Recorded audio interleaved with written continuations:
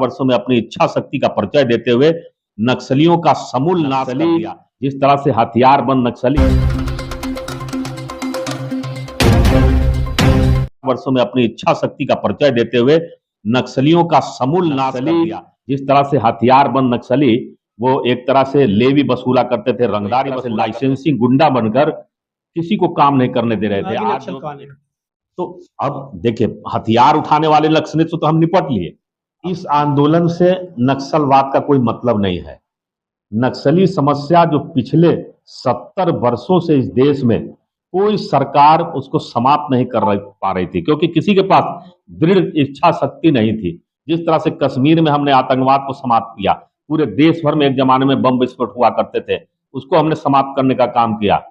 जो भी देश हमारे देश की तरफ देखता है, हम उनको घर में घुसकर उसका जवाब देते हैं। उसी प्रकार नक्सल समस्या एक समय ऐसी स्थिति हो गई थी कि देश में कम से कम 18 राज्यों में नक्सल प्रभावित राज्य हो गए थे, जिसकी वजह से वहां विकास की गति पूरी तरह से रुक गई थी। इन्वेस्टमेंट पूरी तरह से खत्म हो गया था, बेरोजगारी की समस्या बढ़ती चली जा रही थी। तो जब नक्सली समस्या का समाधान हुआ, ये हमारी सरकार 12 वर्षों में अपनी इच्छा शक्ति का परिचय देते हुए नक्सलियों का समूल नाश कर दिया। आप देखें, छत्तीसगढ़ से लेकर आंध्र प्रदेश तक सारे जगह नक्सलियों की जो है स्थिति को इतनी कमजोर करके समाप्त किया गया कि आज वहां सभी वहां के लोग मुख्य धारा में शामिल हो रहे हैं। विकास की गति जो है पूरी रफ्तार के साथ चल रही है, लोगों को काम मिल रहा है, रोजगार मिल रहा है। तो सरकार का उद्देश्य है लोगों के जीवन में बदलाव लाना। नक्सली जिस तरह से हथियारबंद नक्सली वो एक तरह से लेवी वसूला करते थे, रंगदारी वसूला करते थे, वो एक तरह से लाइसेंसिंग गुंडा बनकर किसी को काम नहीं करने दे रहे थे। आज जो इतना सड़कों का विकास हो रहा है, ये नक्सली के रहते कभी सड़क इस तरह से बन पाती थी नक्सलाइट एरिया में? आज देखिए, वर्ल्ड क्लास सड़कों का निर्माण पूरे भारतवर्ष में हो रहा है, रेलवे का विकास हो रहा है, मेट्रो रेल, बुलेट ट्रेन। तो हर जगह हम जो है विकास की गति को बढ़ाने में कामयाब हुए हैं। और जब विकास की गति बढ़ती है तो वही रोजगार लेके आती है, वही इन्वेस्टमेंट लेके आती है और लोगों का पलायन रुकता है। दिमागी नक्सल कौन है? तो अब देखिए, हथियार उठाने वाले नक्सली से तो हम निपट लिए। अब दिमागी नक्सल, जैसे अभी चिदंबरम सामने कहा कि मैं दिमागी नक्सल हूं, तो इनका भी यहाँ भारत की जनता इलाज करेगी। जिस तरह से नक्सलियों का इलाज हमारे सेना ने किया, इन दिमागी नक्सल का इलाज भारत की जनता करेगी। तो इधर के दिनों में जिस तरह से आंदोलन हुआ, लगता है कि इसके पीछे दिमागी नक्सल होंगे। देखिए, जब से नरेंद्र मोदी जी की सरकार बनी है, आप मान के चले कि कांग्रेस मास का वो जमाना चला गया, माओवाद का जमाना चला गया।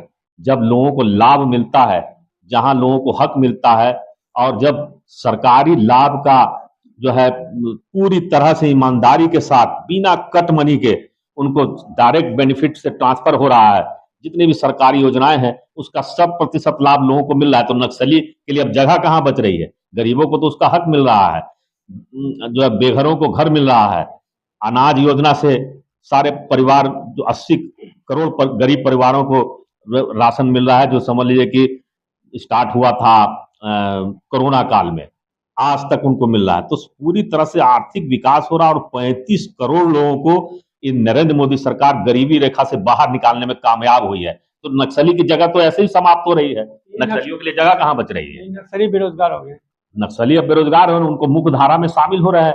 जिस तरह से कश्मीर में पत्थरबाज लोग मुख्य धारा में शामिल हो रहे हैं, उसी तरह से नक्सली भी अब मुख्य धारा में शामिल होकर कांग्रेस हर सेक्टर में फेल थी, तभी तो भारत की जनता ने उनको बाहर किया है।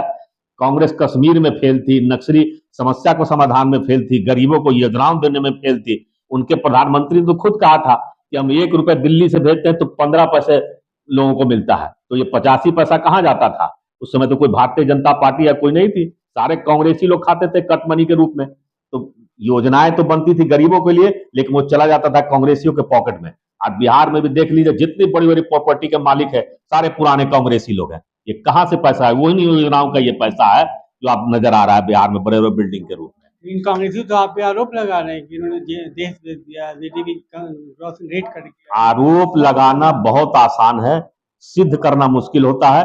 और देश की जनता देख रही है कि गरीब का बेटा देश का प्रधानमंत्री है, किस तरह से गरीबी देश का दूर कर रहा है।